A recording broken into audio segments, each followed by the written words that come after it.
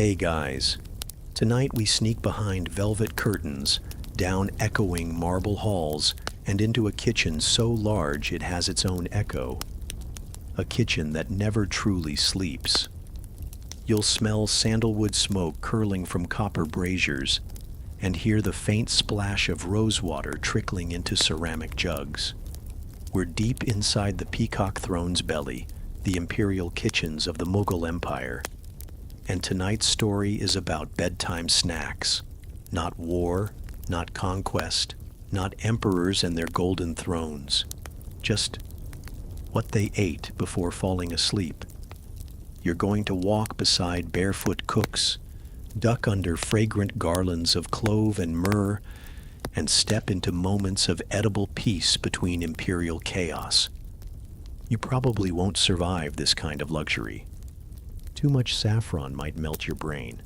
So, before you get comfortable, take a moment to like the video and subscribe. But only if you genuinely enjoy what I do here. And while you're settling in, post your location and the current local time. I love seeing where and when you're listening from.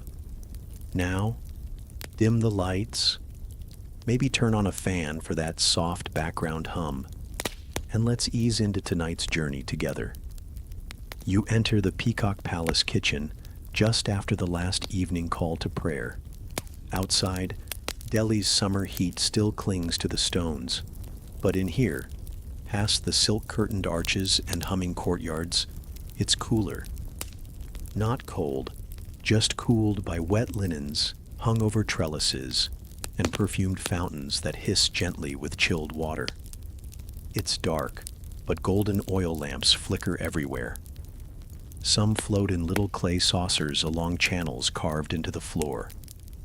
You notice the floor is marble, striped with lapis, and it smells like flour, burnt sugar, cardamom, and something nutty and smoky all at once. The kitchen's not just a room, it's an empire inside the empire, to your left. Giant griddles big enough to lie on. Each one is sizzling with something doughy, fragrant, and ghee-rich. To your right, a cold pantry, its walls insulated with layers of packed straw and ice brought in from Kashmir earlier in the week. There's a child, maybe 10, grating nutmeg by hand. Not for dinner. That already happened hours ago. This, what's happening now, is sacred. The emperors, especially the night-loving ones like Jahangir, craved bedtime snacks that lulled the body and tickled the mind. And they didn't snack alone. No. These weren't solo refrigerator raids. These were elaborate, moonlit rituals. Picture a king reclining on a swing hung with pearls, sipping thick almond milk, while a poet recites sleepy verses beside him, and a cook stands nearby, watching carefully to see if the emperor's pinky twitches with approval.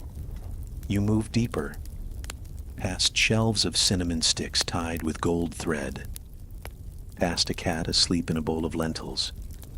One chef, tall, silent, mustache waxed to impossible points, beckons you toward the center of the space.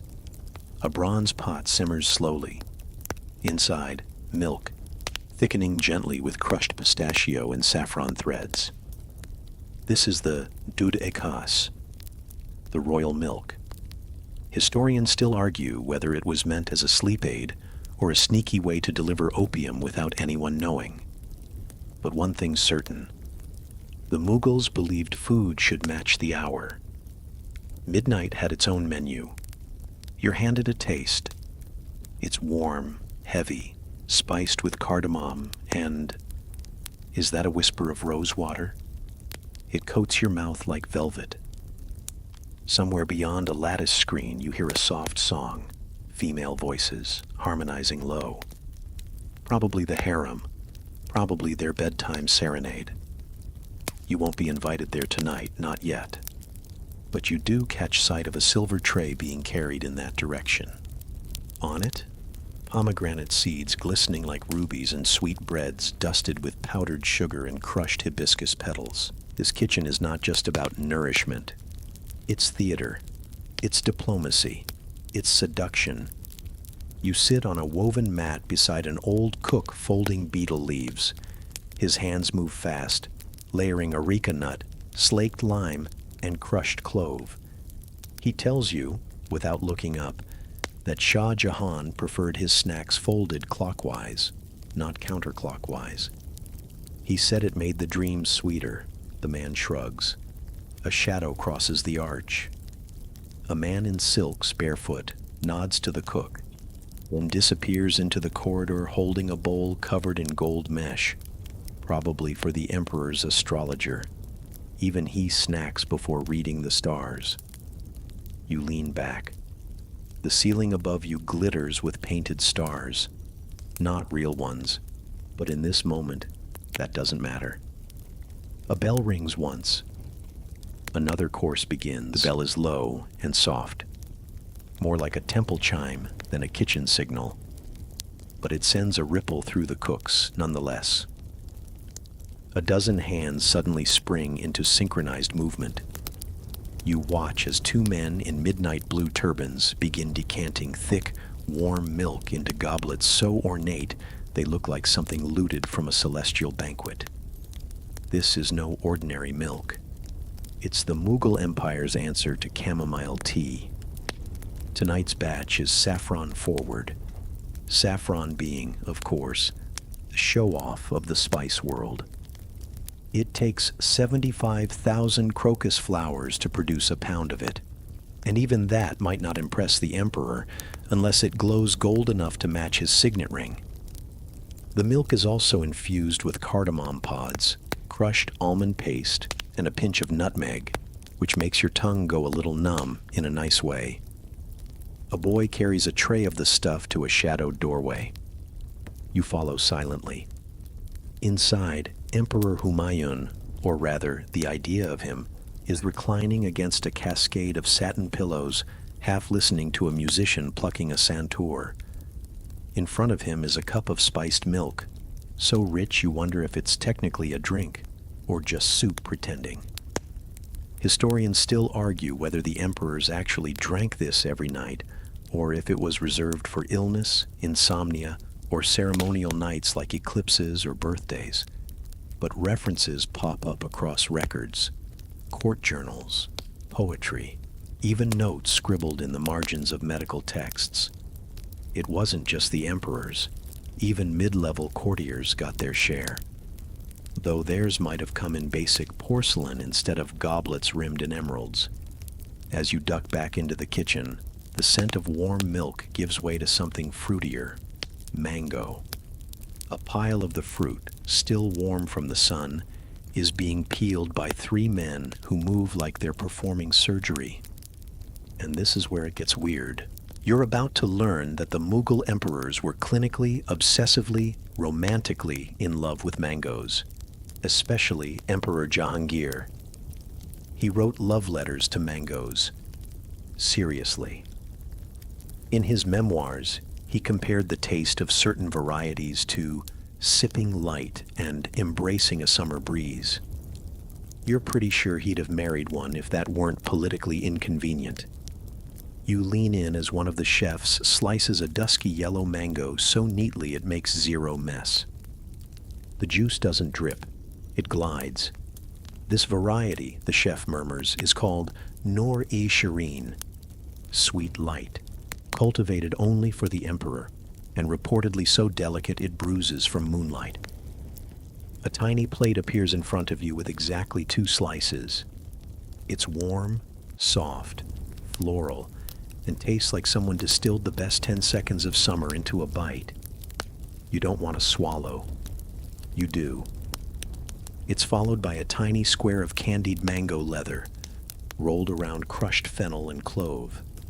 For digestion, someone says, but it's really just dessert pretending to be medicine again. Suddenly, there's a squeal from the hallway. A young nobleman, shirt unbuttoned, eyes glassy from either poetry or wine, is loudly demanding mango for his moon companion, which could be a girlfriend or a goat. The staff doesn't ask, they just nod, pack a basket, and send it off. Back at the mango station, a silver tongue scraper rests beside a dish of rose water.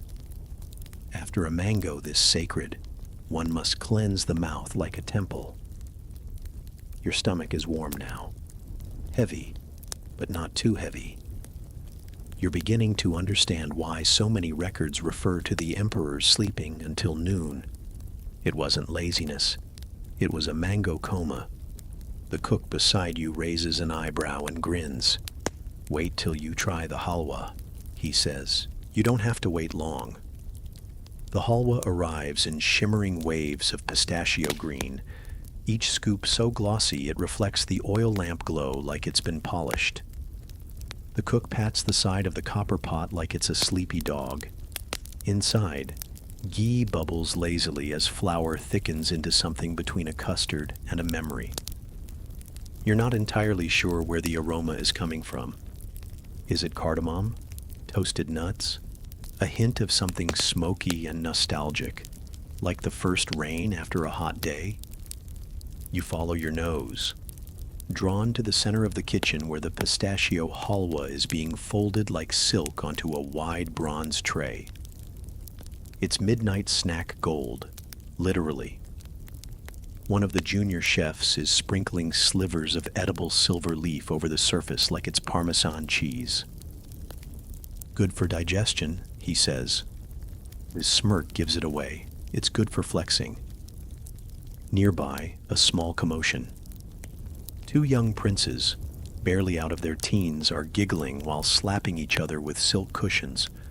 One's turban falls off. A handful of halwa flings through the air and lands on a marble column. No one yells.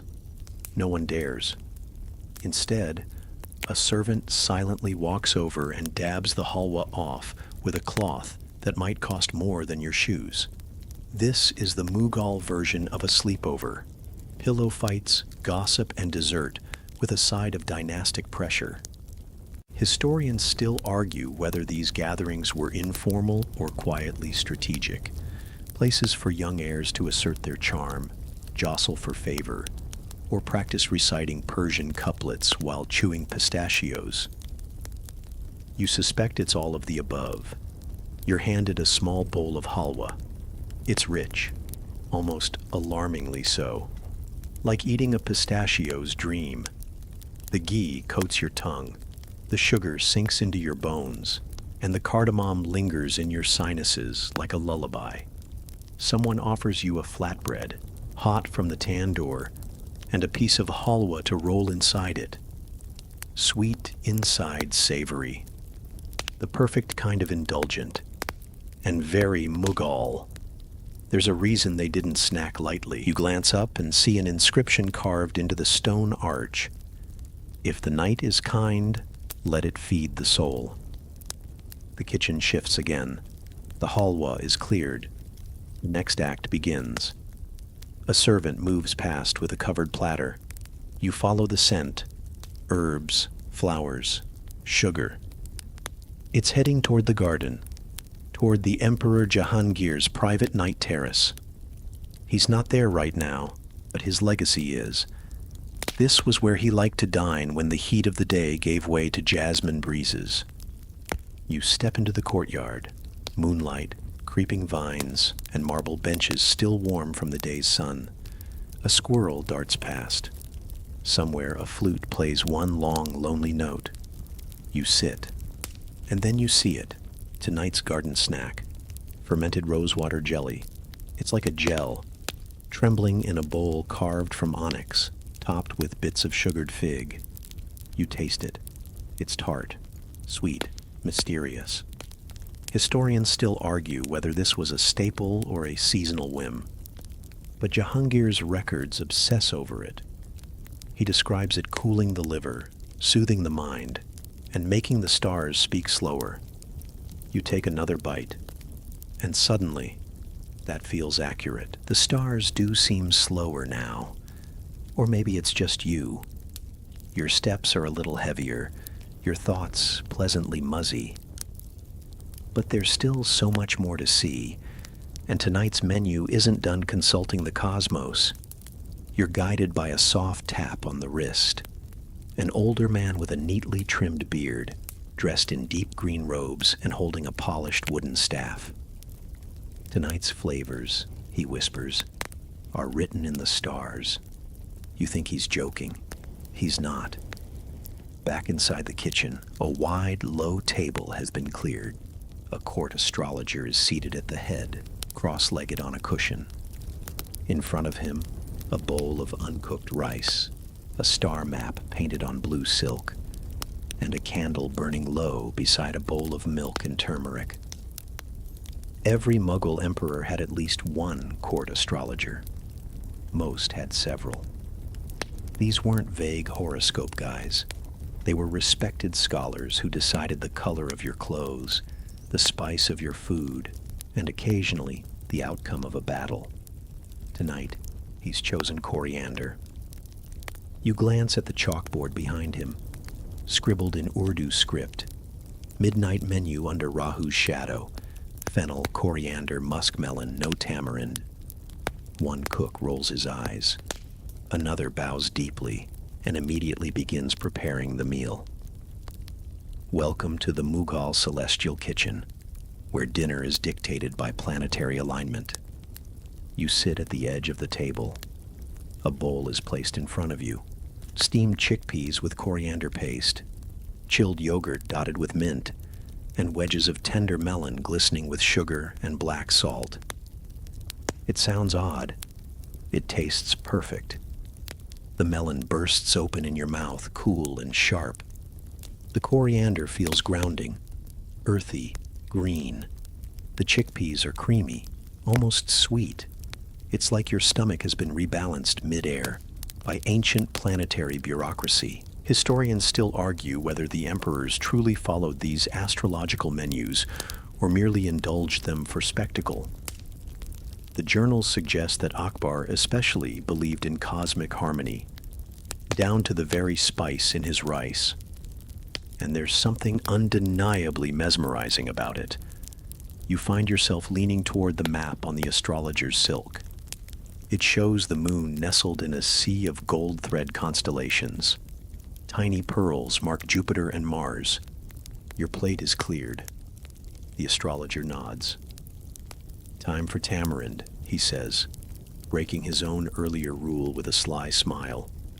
Another bowl appears, this time with tamarind pulp thickened with jaggery and ground cumin. It's sweet, tangy, and the kind of flavor that hums at the back of your jaw long after you've swallowed. You glance around. People are quieter now, not sleepy, just softer. One young nobleman is curled near a window, sipping something thick from a clay cup. Another is pressing sandalwood paste into his wrists and behind his ears, as if prepping for a dream he plans to remember. The astrologer rises, his staff clicking softly as he vanishes into the shadowed corridor. A cook lights incense, not for scent, but to time the next course. You hear laughter, soft and strange, drifting from the opposite wing. A monk? A minister? A poet? You're not sure. But they're about to eat boiled lentils and drink spiced honey water while reciting riddles in Persian. You stretch your legs. Your belly hums. And behind you, someone whispers, "The emperor is ready for his vegetables," which in Mughal kitchens is never just vegetables. You follow the whisper through a corridor lined with oil lamps and a faint trail of cumin smoke. The night air presses gently against your skin as you step into a smaller chamber, cooler, dimmer, humming with soft activity. Here, the mood shifts. The laughter is gone. There's no gold leaf, no jelly glistening like moonlight. This is where Emperor Akbar comes to eat before bed. And tonight, he's in one of his vegetarian moods. It's not a dietary restriction. It's a philosophy, a phase, a choice that comes and goes with the emperor's shifting stars and deeper moods. Akbar, the most pragmatic of the Mughal rulers, often dined like a monk at night, favoring lentils, grains, and boiled vegetables. He was heavily influenced by Jain monks who taught him about nonviolence and fasting. According to court records, he once went 9 nights in a row without touching animal products, convinced that dreams came cleaner that way. Tonight, you sit cross-legged beside a brass tray where a Jain priest is quietly blessing a bowl of tamarind-spiced pumpkin. It smells incredible, earthy, sour, and just a little nutty. A cook places before you a plate of chickpeas boiled until creamy, mashed slightly with ginger and coriander, and finished with a single drop of mustard oil. It's humble, modest, and still tastes like something you'd serve to the gods. You chew slowly. This isn't fast food. It's thoughtful food. Each bite unravels like a conversation. Across the room, Akbar sits in silence, facing a low oil lamp. A servant fans him slowly, not because he's hot, but to keep the air moving, the energy light. He eats without speaking. No poetry, no music. Just the occasional glance toward the flame, as if the flicker offers him answers. You take a sip of tamarind water. It's shockingly cold. Somehow they've cooled it using a porous clay jar buried in the kitchen floor. You can taste the earth, the spice, a strange sweetness that you can't place. Coconut blossom sugar, a cook whispers from behind you, imported from Goa, only used when he's in one of these moods. Historians still argue whether Akbar's vegetarian phases were spiritual experiments, political gestures to please Hindu allies, or simply moments of introspection. But this meal feels real, intimate. You hear the scrape of metal, a brass lid lifts, a flatbread appears. Coarse, simple, made from millet and brushed with just a breath of ghee. You tear a piece, dip it into the mashed pumpkin, and let it melt on your tongue. It tastes like harvest, like a prayer, like a man trying to eat without burdening the world. Someone nearby coughs softly. The priest finishes his chant. Akbar rises without a word, his sandals silent against the stone floor. You stay seated. The food's almost gone, but your stomach is full of something that isn't just food. A chef places a final touch on your plate, a single clove wrapped in rose petal and dipped in sugar. For breath, he says, and for dreaming. You chew slowly. It numbs your tongue and tickles your throat. You're not ready to sleep, but you're definitely somewhere close. And now the poet enters, not with a poem, but with a slice of candied ginger. The poet doesn't walk so much as glide. His robes shimmer like dull silver in the low lamplight, and he smells faintly of ink and cloves. In one hand he holds a tiny scroll. In the other, a small dish with a few irregular shards of candied ginger, glistening under a dusting of sugar. He settles beside you, unfolds the scroll, then, before he even begins to read, pops a piece of ginger into his mouth, chews slowly, winces, then sighs like it's both pain and pleasure. You take a piece too. It's intense, hot, sweet, and sharp enough to jolt a sleepy mind back to life. It burns in the best way, the kind of spice that starts in your mouth and ends somewhere behind your eyes. This was no random indulgence. For the Mughal elite, candied ginger was medicinal, digestive, philosophical even. And poets, more than anyone, needed to keep their minds clear and their bodies warm. You see, ginger was thought to stoke the internal fire, that sacred spark of creativity and insight. Especially useful if you plan to recite verses to an emperor who might execute you for rhyming poorly. Historians still argue whether poets were truly allowed to speak freely in court or merely performed tailored flattery. But ginger was neutral. It made the belly strong and the tongue sharper. You watch the poet finish his treat, then unfurl his scroll dramatically, as if preparing to read an epic. But instead, he murmurs something low, A sleepy rhyme, something about moonlight pooling in empty cups and dreams shaped like mangoes. You can't quite remember the words, but the sound of them lingers, like cinnamon in the air. Across the room, two old courtiers doze beneath a jaruca, one with his turban half off, the other drooling gently onto a cushion embroidered with tulips. Both have ginger clinging to their lips. A servant tiptoes around them, lighting smaller, dimmer lamps now. Not for sight, just ambiance. You reach for another shard of ginger. This one's thinner, with edges curled like dried leaves. It breaks apart in your mouth, just as a tray of dried apricots floats past, balanced expertly on a single palm. The dried fruit is meant for the final stage of digestion. Apricots, figs, and dates, fruits that held the memory of the sun, even in the dead of night. You chew slowly as the poet recites another verse. This one's about rivers that forget where they're flowing. By now, the hum of the kitchen has dimmed. Most of the fires are down to embers. Cooks speak in whispers, and the clang of metal has been replaced by the soft brush of brooms on stone. Someone lays down a long velvet runner on the floor, patterned with stars and birds. A signal, maybe, that the next course is about dreams.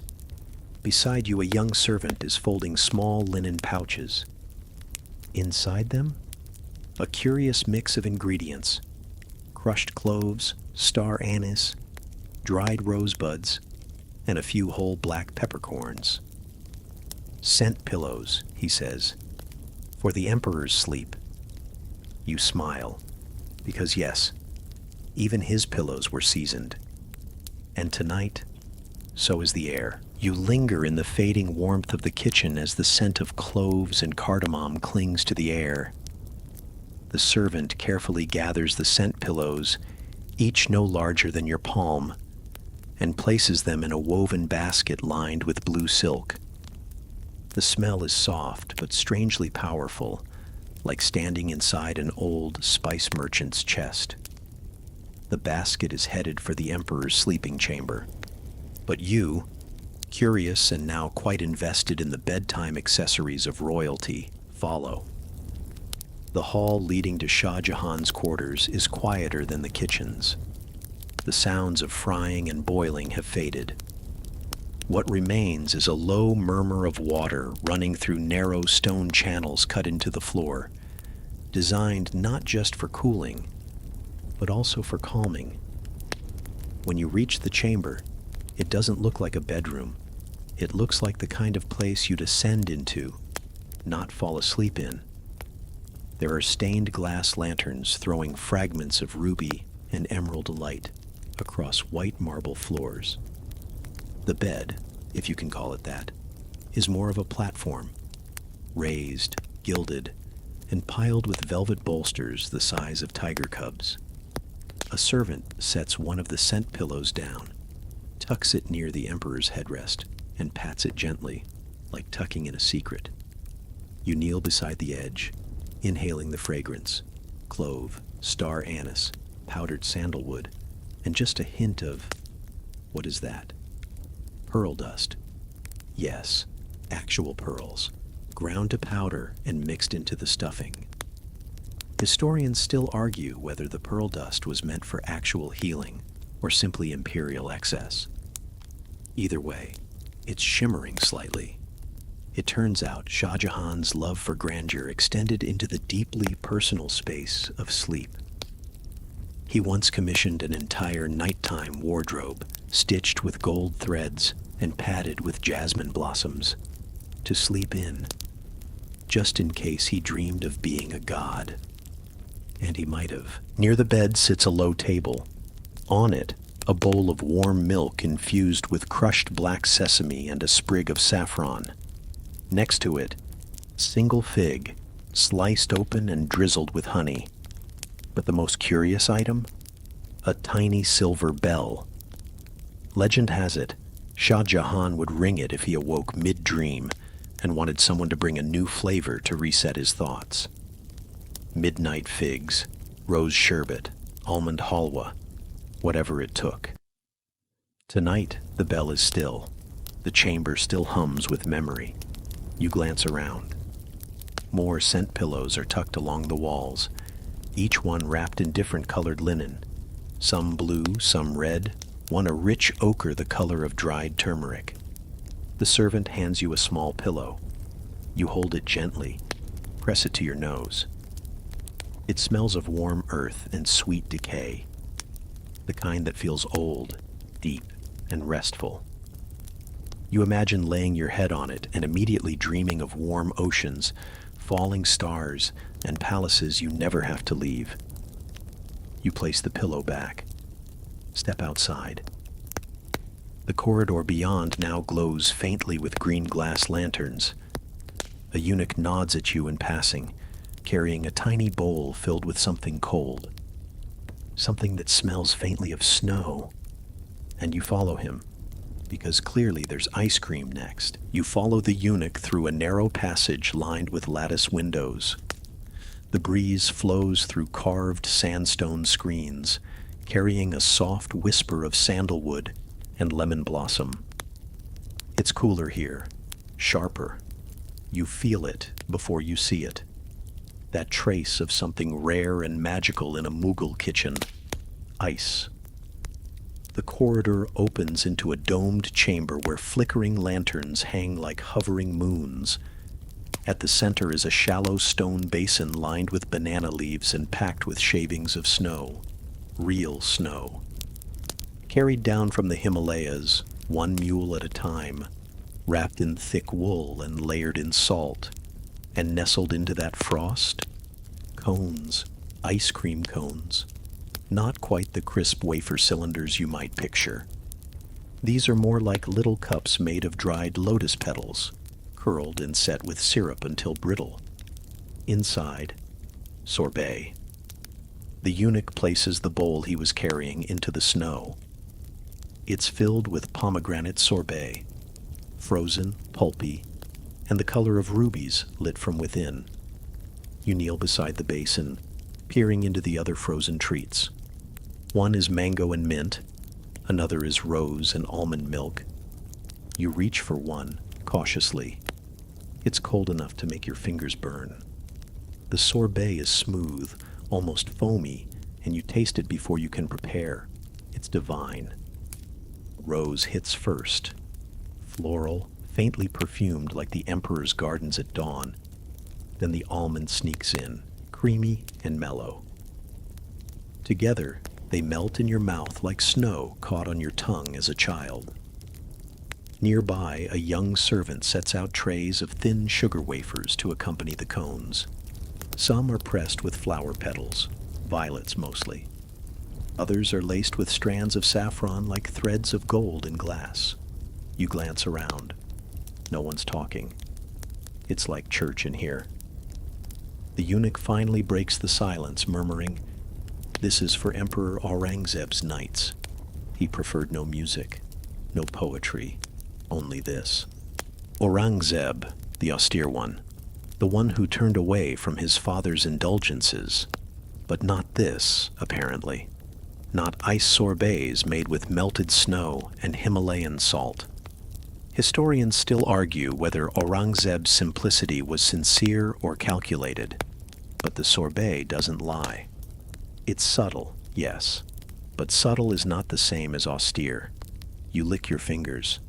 The cold shocks your tongue and resets your brain. You feel lighter, awake again. And now the music starts. Not loud, just the echo of a flute, weaving through the arches like fog. Someone is playing near the harem. The sorbet is cleared. In its place comes a new tray, clay pots sealed with flour paste. A cook cracks one open. Inside, chilled almond milk flavored with cardamom and topped with chopped pistachio. This one is different. It's not for the emperors. It's for the women. You follow the tray, stepping softly behind a curtain carved with vines. The harem is quiet, but not asleep. Laughter rises, muffled by velvet and sandalwood.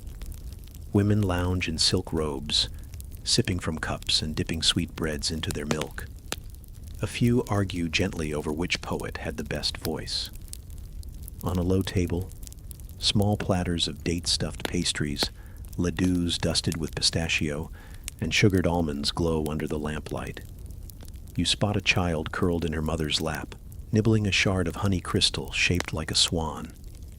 Even here, the bedtime ritual is complete. Comfort, sweetness, calm. And now the pots are sealed again. The snow is repacked. The room breathes slower. One woman stretches, yawns, and says, "Bring the pickle." The other women groan, but someone's already laughing. Because yes, up next is the weirdest, spiciest midnight craving of all. The royal pickles. Pickles. The mere mention sends ripples through the otherwise drowsy harem chamber. You wouldn't expect it, but among all the cardamom sweets and rose petal syrups, nothing inspires more late-night chaos than the arrival of the Emperor's pickles. You trail behind the servant as she disappears into a back corridor, a place less ornamental, more practical. Here, the scent shifts dramatically. Gone are the perfume and sandalwood. Instead, the air is sharp, fermented, alive with the tang of mustard seed, garlic, dried chili, and lime. This is the achar room. It's cool and dry, the walls lined with shelves holding hundreds of ceramic jars, some so old their labels have faded into superstition. Each jar is sealed with wax or cloth and twine. The head pickle keeper, a wrinkled man with hands stained turmeric yellow, carefully selects a jar, sniffs it, and nods solemnly. It's the mango-lime blend, aged 3 seasons and spiked with roasted fenugreek. He cracks it open. The scent is outrageous, tart, salty, and hot enough to make your eyes water. You're instantly awake again. He scoops out a small portion with a mother-of-pearl spoon and places it onto a tiny silver saucer, which is passed reverently through the corridors like a relic. Back in the harem, the women crowd around the tray like it's gold. Small bites are offered on the tips of flower-shaped spoons or wrapped in torn bits of paratha. You get a taste. The heat is slow, building like a drumbeat in your chest. The salt hits next, sharp, mineral, ancient. Then the lime, bitter and sour in a way that makes your jaw clench and your feet curl. And finally the mango, dark, chewy, almost meaty. It's not elegant, it's not subtle, but it's perfect. One woman fans herself dramatically. Another grabs a cup of sweet milk to cool her tongue. Someone laughs too hard and nearly knocks over a dish of candied dates. This isn't fine dining. This is craving. The kind of snack that breaks through royal decorum and stings you into remembering that you're still, at the end of the day, a human animal with a tongue that wants fire. Historians still argue whether these spiced pickles were medicine, indulgence, or both. But records suggest they appeared in palace kitchens at nearly every hour. Even Emperor Babur, famously Persian in his tastes, wrote in his memoirs about enjoying pickled melon rind during late-night poetry readings. Pickled melon, of all things. Sweet and sour, served chilled with slivers of ginger. A second jar is opened now, this one with tiny green mangoes, pickled whole and soaked in chili oil so bright it glows under the lanterns. One bold soul takes a bite and immediately starts hiccuping. The room dissolves in giggles. A game begins. Who can handle the spiciest pickle without crying? You try, of course, and lose, spectacularly. Your eyes water, your ears ring, and someone hands you a piece of sugared coconut as a mercy offering. The pickle jars are slowly sealed and returned to their shrine. But the mood they brought lingers, alive, crackling like a half-remembered joke. And just as your lips stop tingling, a new scent floats into the room, softer, sweeter. This time it's rose petal jam. A new tray glides into the room, and everyone sits up straighter. Because when rose jam appears, so does Noor Jahan. You don't need an introduction. The room seems to hush itself at the mere scent of her arrival, like jasmine bowing to a breeze. Noor Jahan, empress, perfumer, strategist, designer, legend. And tonight, pastry chef. Well, not personally, but the rose petal jam being presented now is her invention, or so the servants whisper. You watch as the tray is laid with surgical precision. Small cut glass dishes, each holding a perfect spoonful of Gulkand. Rose petals slow cooked with sugar in copper pans under morning sunlight. Not heat, not flame, just time and radiance.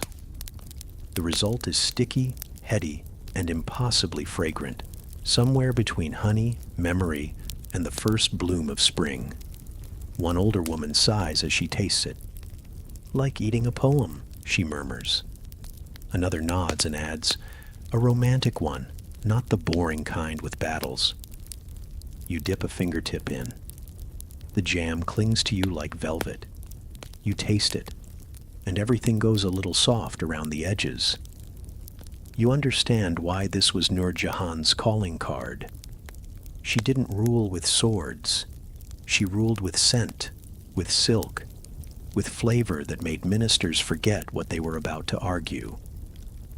Historians still argue whether she truly invented Gulkand or simply popularized it. But there's no question it bears her essence, elegant, persuasive, luxurious, and completely in control. On the table beside the jam are paper-thin crepes called malpua, folded like napkins and fried until just golden. These are not for dipping. They're for wrapping. Each guest rolls their own petal jam parcel. You try one. The crepe is barely there, just enough structure to hold the sticky sweetness. You bite in, and the rose sings. The laughter from the pickle tasting has softened now into murmurs. Everything slows. Someone near you lights a small stick of a tar-soaked sandalwood. The smoke curls lazily across the room, mingling with the rose and sugar in the air. You lie back on a cushion. The giggles have faded to humming.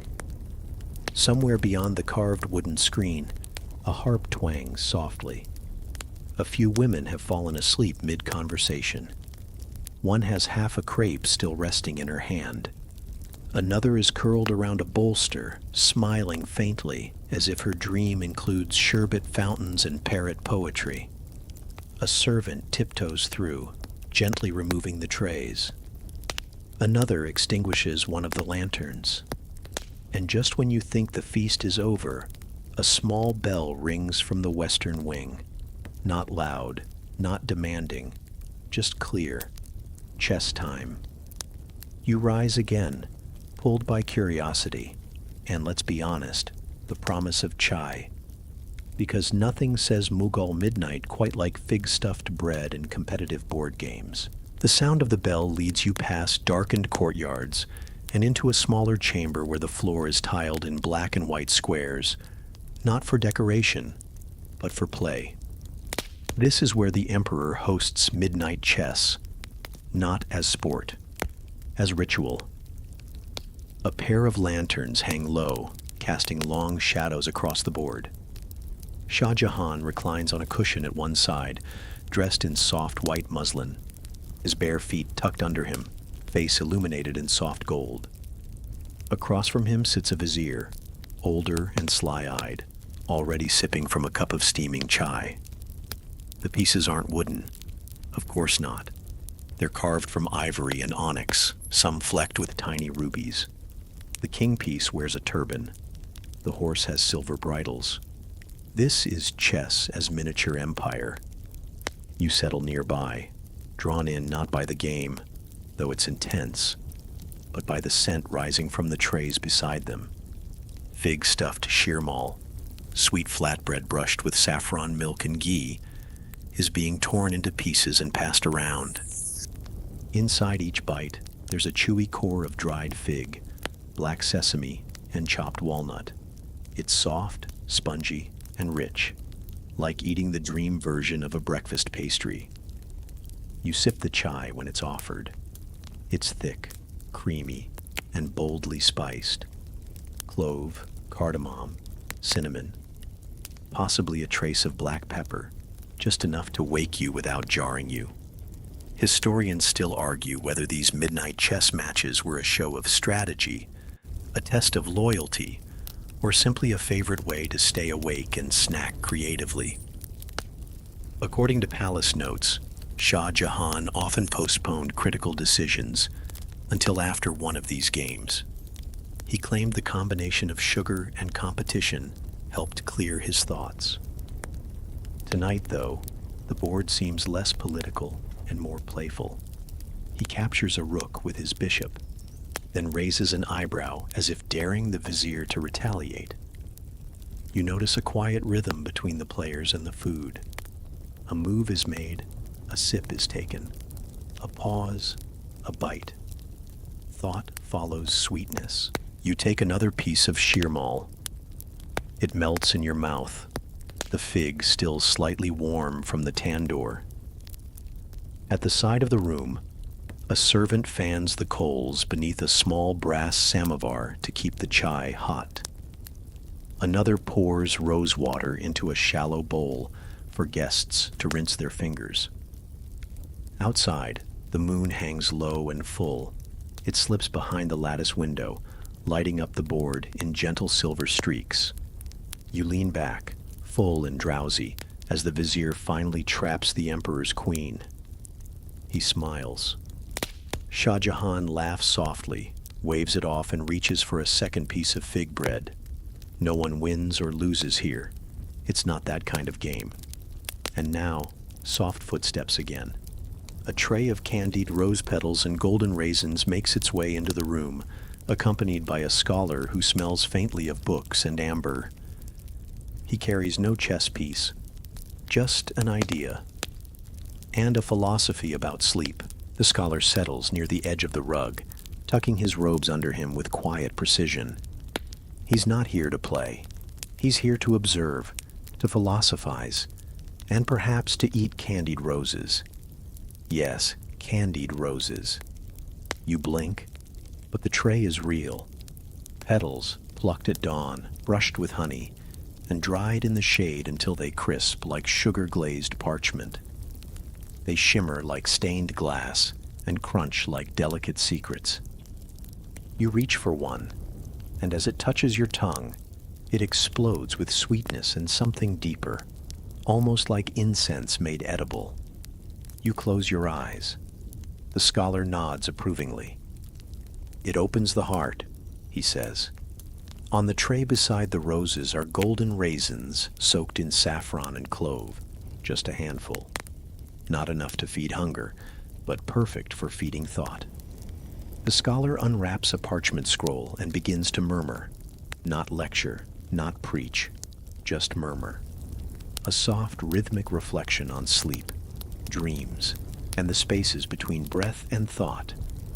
"You do not fall asleep," he says. You climb toward it.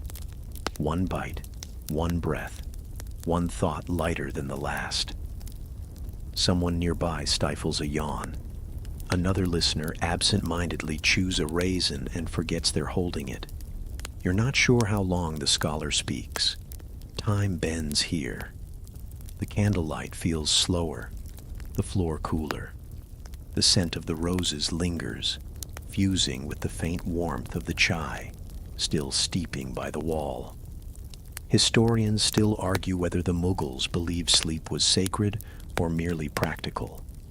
But the fact remains, they fed it like a deity. From spiced milk to fig bread, from pickle to poetry, every flavor was a stair-step toward something softer, more sublime. The scholar sighs, then folds his scroll. Not for applause, just because the moment has passed. Another servant appears with a thin cotton cloth and begins wrapping up the rose petals.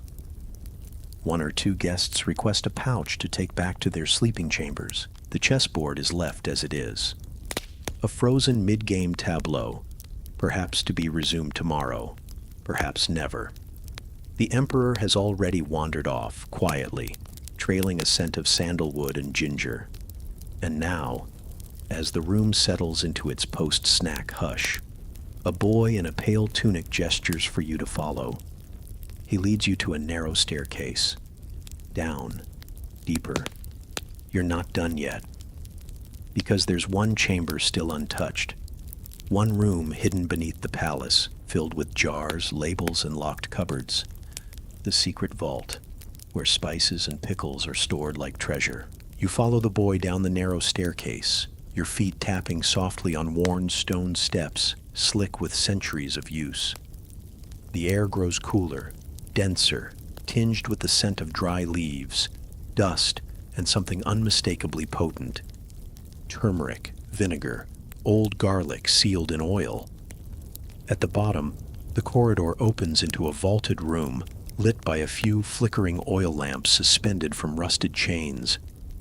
The walls are thick, almost cave-like, and lined with shelves from floor to ceiling, each one stacked with ceramic jars, glass bottles, and iron boxes sealed with wax and wrapped in linen. This is the Royal Pickle Vault. But it's more than pickles. You quickly realize this is the Empire's flavor archive, an edible record of experiments, obsessions, and heirloom secrets. A broad-shouldered man in a saffron turban greets you. He wears iron keys on a ring at his waist, which jingle softly as he moves. He's the spice steward, keeper of nocturnal cravings, guardian of recipes so old no one alive remembers who first tasted them. Quiet, he says, though no one's speaking. The jars are listening. He gestures toward a shelf marked in 6 languages: Persian, Sanskrit, Arabic, Urdu, Rajbhasha, and one script no one seems to recognize. What language is that? You whisper. He shrugs. No one knows. Only the emperor's grandmother could read it. She wrote pickle spells. You don't ask for clarification. Some things are better left mysterious. He pulls down a jar wrapped in blue silk. It's small, heavy, and sealed with gold wax. He breaks it carefully and peels back the linen.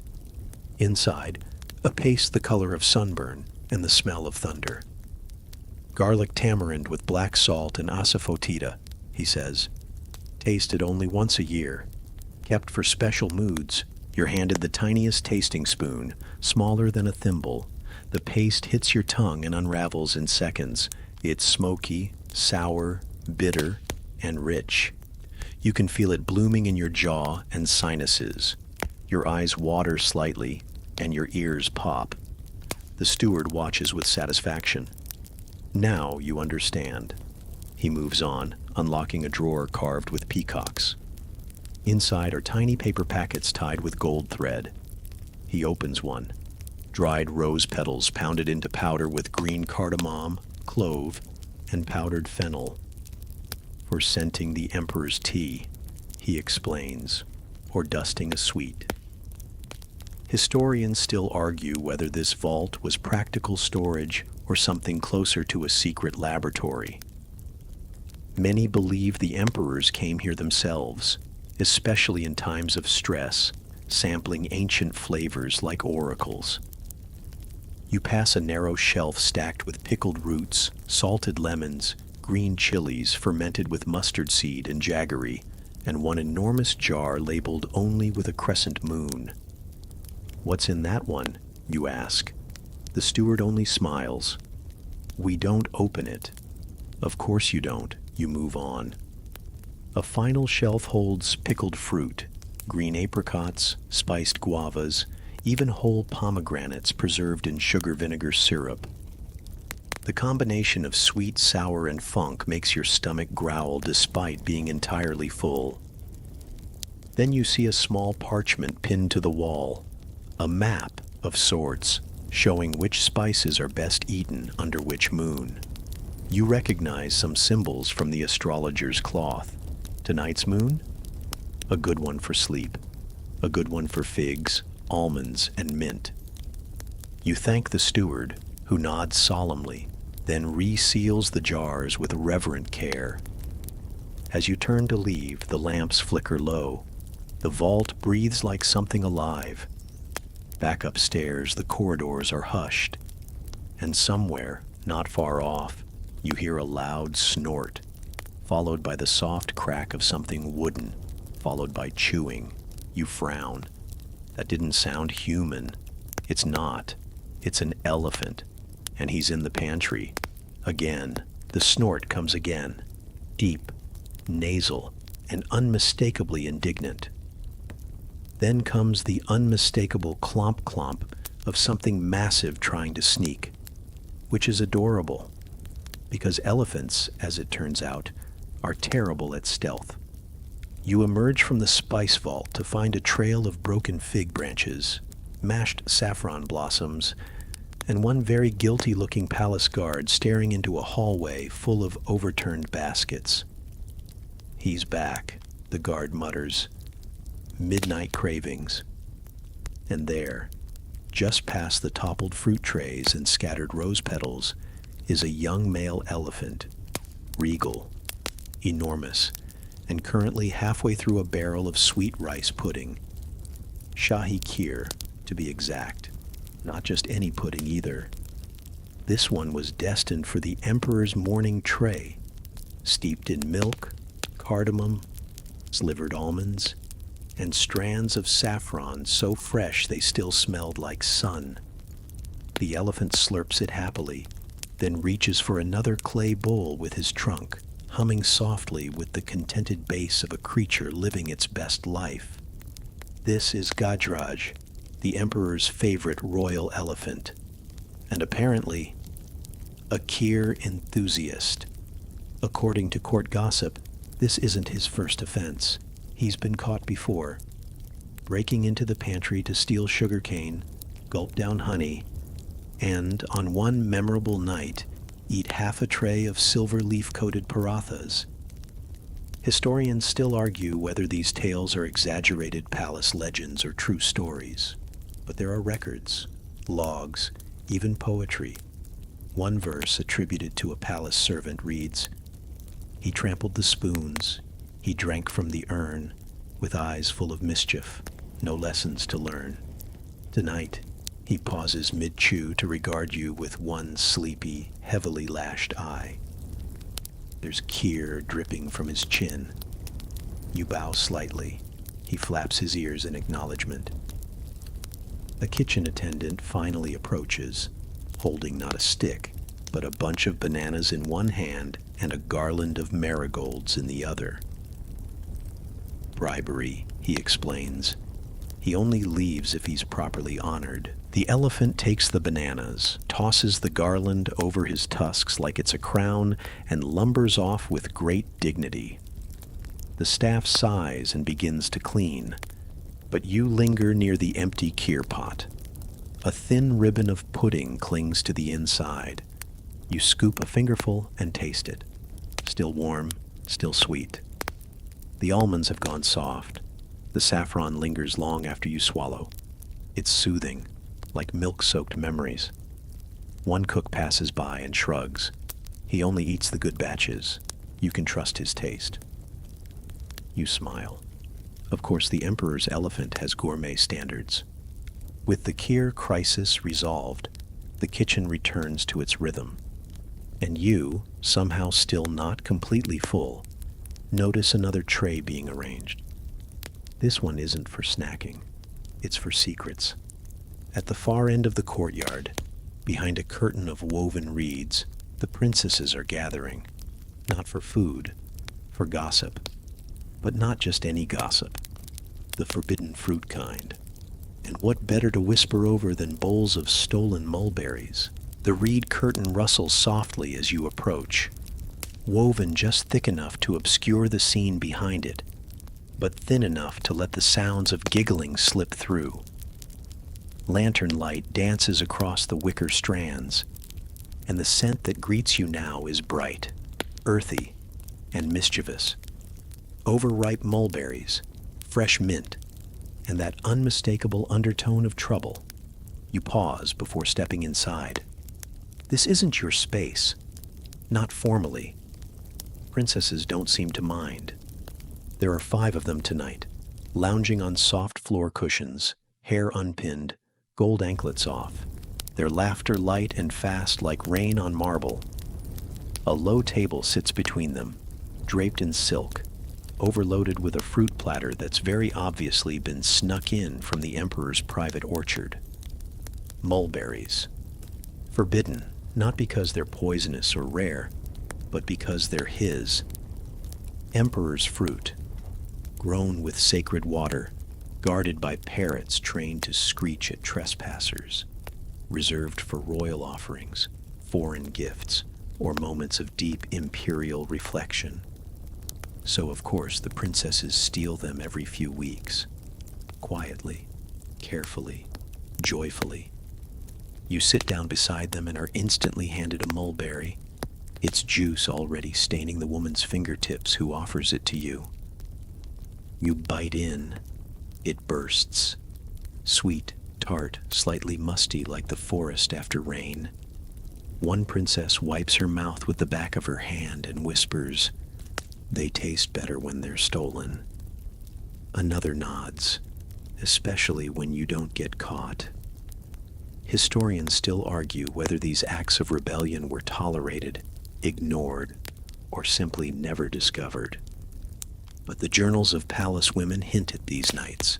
Secret fruit, louder than necessary laughter, and guards pretending not to hear. And tonight, it's not just mulberries. A bowl of crushed mint sits nearby, ready to be stirred into chilled lime syrup. One of the women produces a jar of sweet tamarind paste, and another claps her hands in delight as she starts mixing. They're making nimbu chutney, a spicy, sour-sweet condiment typically served with savory foods. But tonight it's being spooned onto fresh slices of mango and even dabbed boldly onto figs. You try a bit. It's chaos on the tongue. Sour, biting, fragrant, then mellowing into something almost floral. It shouldn't work. It does. You have to shock the palate before you sleep, one of them explains with mock solemnity. Otherwise, your dreams get lazy. A new bowl is brought out. Carved melon, the kind with skin like green scales and flesh like buttery sunshine. The princesses place bets on who can slice the thinnest sliver. You lose. Spectacularly. But no one cares. Because this isn't about competition, it's about communion. The fruit is juicy, the gossip juicier. The youngest princess leans in, whispering, "Did you hear what the astrologer said about Parveen?" Everyone gasps. The details? Unimportant. The mood? Electric. One girl bites a fig like it's the punctuation mark to a secret. Another drizzles honey over 2 strawberries and then stacks them. "A diplomatic sandwich," she says, winking. And then, just as quickly, the laughter fades to something gentler, softer. They lean back, bellies full, voices tired, eyes heavy. The stolen fruit becomes shared silence. One princess begins braiding another's hair, humming an old lullaby. You sit still. Let the sweetness settle on your tongue. Beyond the curtain, the palace is nearly still. Only the jasmine trees rustle faintly in the breeze. And from somewhere far away, the kitchen bell rings one final time. Not for service, for sleep. The bell is not sharp or urgent. It rings once, like a breath being exhaled. Not an order, but an invitation. A signal that the final act of the night is beginning. You rise from the cushions slowly, sticky-fingered and flushed from laughter. The reed curtain sways behind you as you step into the cooler air outside. A breeze slips past, bringing the scent of night-blooming jasmine and something richer. Figs, you realize.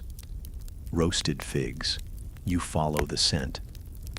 Down a gently sloping corridor, Alice opens into a courtyard bathed in moonlight. A few oil lamps flicker like sleepy fireflies.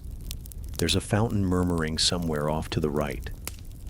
At the center of the courtyard, an open-air pavilion has been set with low tables, wide cushions, and trays covered in silk cloths. Servants move silently, unwrapping the trays to reveal the emperor's final bites. Snacks meant not to awaken, but to settle. Roasted figs drizzled with palm syrup and dusted with crushed pistachios. Saffron-soaked barley pearls. Warm milk infused with crushed white poppy seeds. Each item seems gentler than the last, like a staircase into sleep. You take a seat on the cushion nearest the fountain. The sound of water is soft but constant. Someone has scattered jasmine petals across the tiles. A small bowl is placed in front of you, steamed barley pearls in milk, sweetened just enough to keep your tongue interested. You taste it. It's chewy, comforting, bland in the most beautiful way. Next comes a fig. Warm, split open. Its insides glistening like molten amber. You bite. The skin resists for a moment before giving way to that dark, sticky richness. It's not a snack, it's a lullaby. Across from you, a few courtiers lounge half awake, dipping pistachio biscuits into bowls of thick cream. They're not speaking, just blinking slowly, their eyes half-lidded, their fingers moving on autopilot. Someone yawns. It's not impolite, it's contagious. A servant lights a tiny clay pot filled with vetiver oil. The smoke is grassy, faintly green, like crushed stems. It curls upward, spiraling into the sky. Historians still argue whether these final courses were intended as medicine, luxury, or ritual. But it's clear. They weren't about hunger. They were about transition. The emperor, wherever he is now, is already tucked beneath a silk coverlet, a scent pillow under his head, a last fig resting uneaten on a golden saucer beside his bed. You feel your own body sinking, the softness beneath you, the warmth of the milk settling in your stomach, the silence, thick and forgiving. One final tray is offered, tiny cubes of sugar candy soaked in rose and tulsi. You take one, place it on your tongue, and let it dissolve slowly, like the last word in a poem. The fountain whispers. The oil lamp gutters. The moon leans a little lower. You close your eyes, just for a moment. And then, the whisper comes again, softer than the breeze. It's time. Not to eat, not to listen, not even to dream. Just to be still. The palace now holds its breath. You walk slowly through the courtyard, past the hushed pavilion, where empty bowls and half-sipped milk cups lie like dreams left unfinished. The fig-sweet air clings gently to your skin. Even the marble beneath your feet feels warmer, more forgiving, like it too is ready to rest.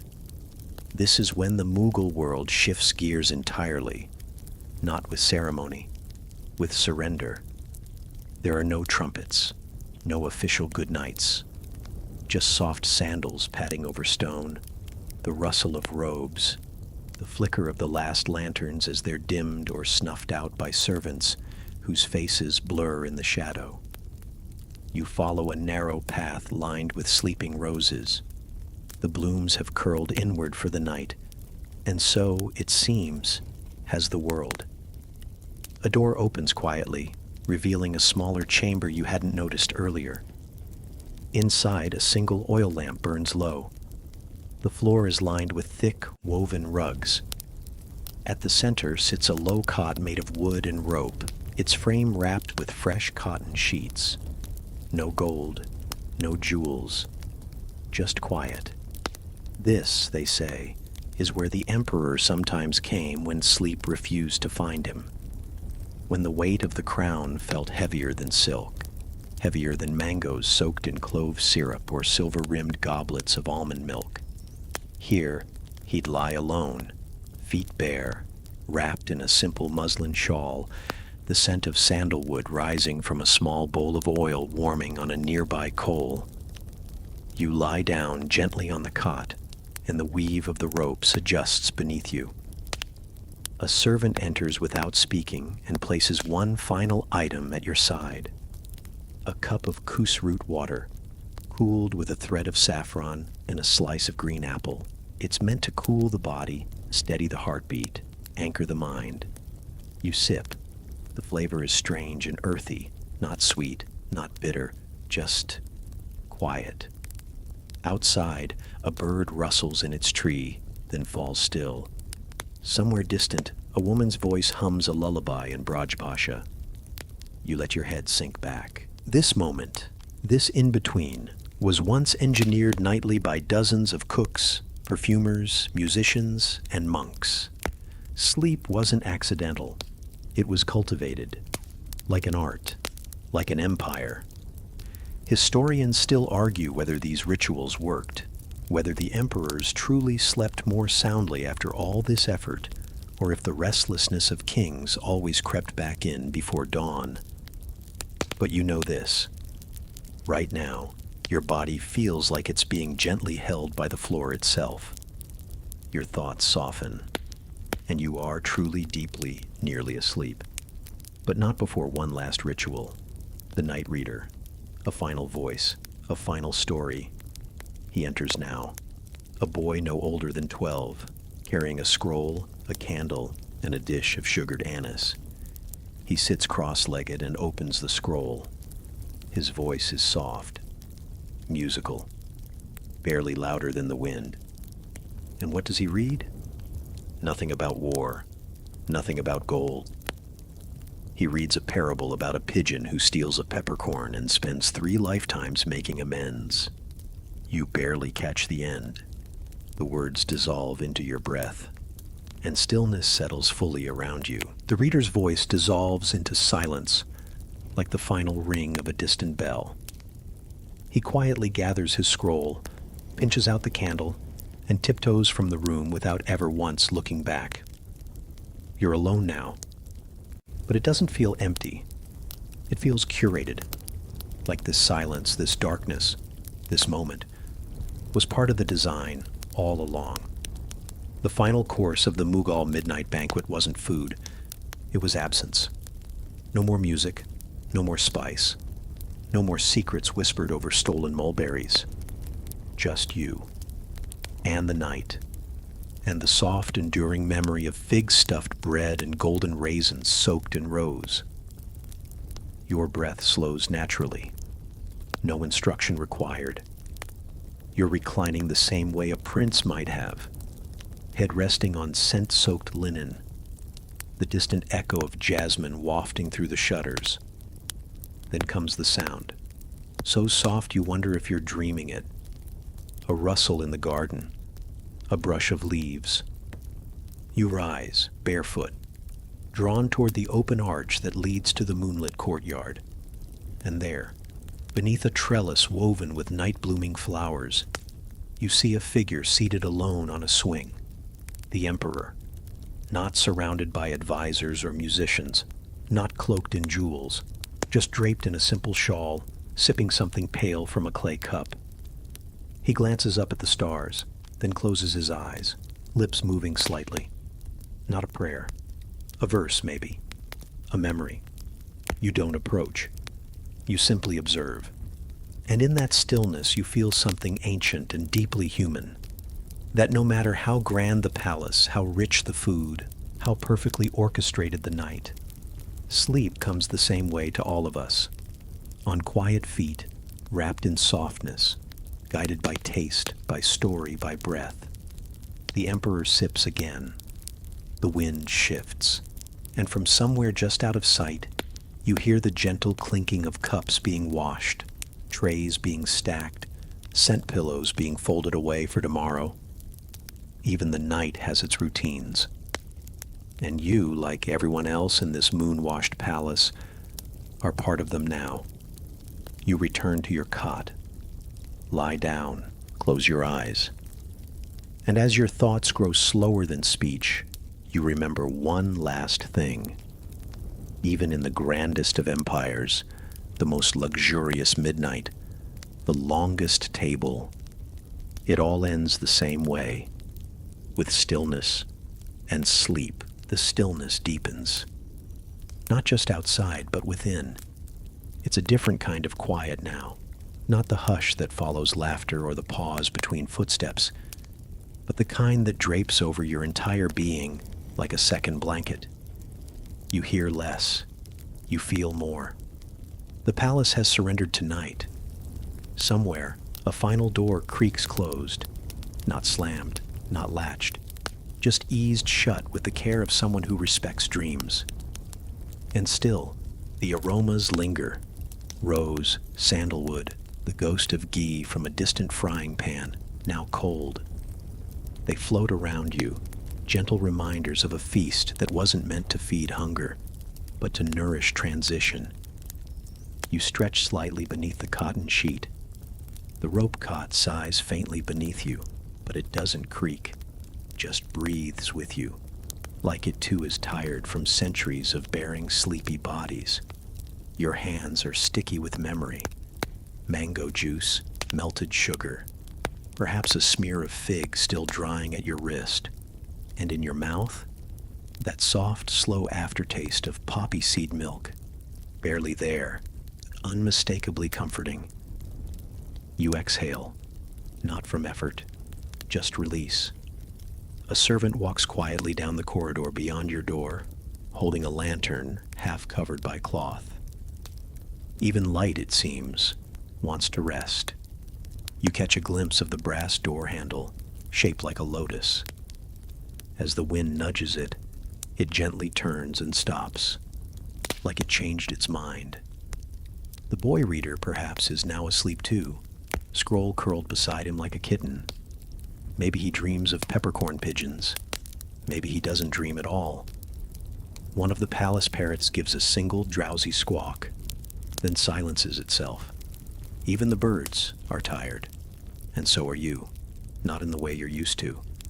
Not that modern exhaustion, the bone-deep depletion that comes from screens, sirens, deadlines. No, this is an older kind of tired, a good tired, a ritual tired, the kind of tired you earn with rose sherbet and almond paste and the shared sweetness of secrets passed hand to hand beneath starlight, the kind of tired that comes after being fully fed, fully heard, fully held. Your limbs go soft, your face slackens, you're still awake, but barely. A fig leaf brushes the window grate, a piece of silk shifts on the floor.